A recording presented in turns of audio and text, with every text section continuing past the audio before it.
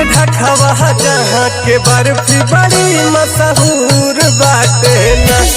बीच में ढकवा जहाँ के बर्फी बड़ी मशहूर बाटे ना।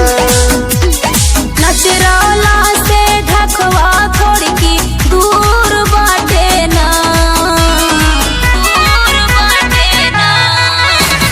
रामगंज से ढकवा थोड़ी की दूर बाटे ना। तो उहाँ के बर्फी खिला दी सैया बड़ी मशहूर बाटे ना।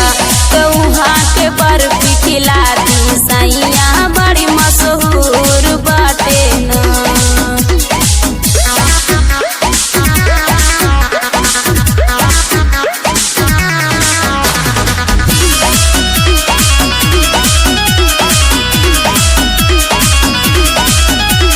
अगल बगल चाँदा कोइरीपुर सिंगरा मऊ बाजार हो। तोहरा संगे घूमे के सैया मनवा कहे हमार हो, मनवा कहे हमार। चौराहे पर ओरा पाव के लागे खूब दुकान हो। ओहो खियैहा भूली मती जइहा ए राजा रखिया ध्यान हो। उत्तर करौती दक्षिण में दाऊदपुर बाटे ना।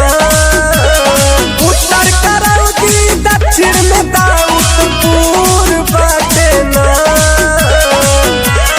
बीच में ढकवा जहाँ के बर्फी बड़ी मशहूर बाटे ना। उहाँ के बर्फी खिलैहा बलम जी बड़ी मशहूर बाटे ना।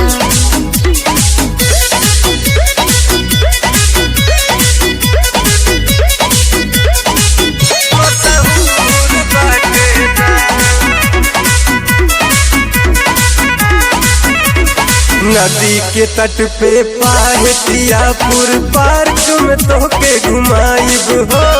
संगे संगे हम रील बनाइब फोटो खूबे खिंचाइब हो, फोटो खूबे खिंचाइब हो। गइल बनारस से लखनऊ बगल में हाईवे रोड हो। चल के दिखा दी आज बलम जी कहेली रोज रोज हो। रोड बरसता चारों तरफ भरपूर बाटे ना।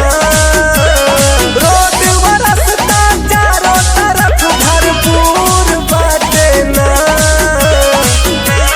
बीच में ढकवा जहाँ के बर्फी बड़ी मशहूर बाटे ना। तो उहाँ के बर्फी खिला दी बलम जी बड़ी मशहूर बाटे ना।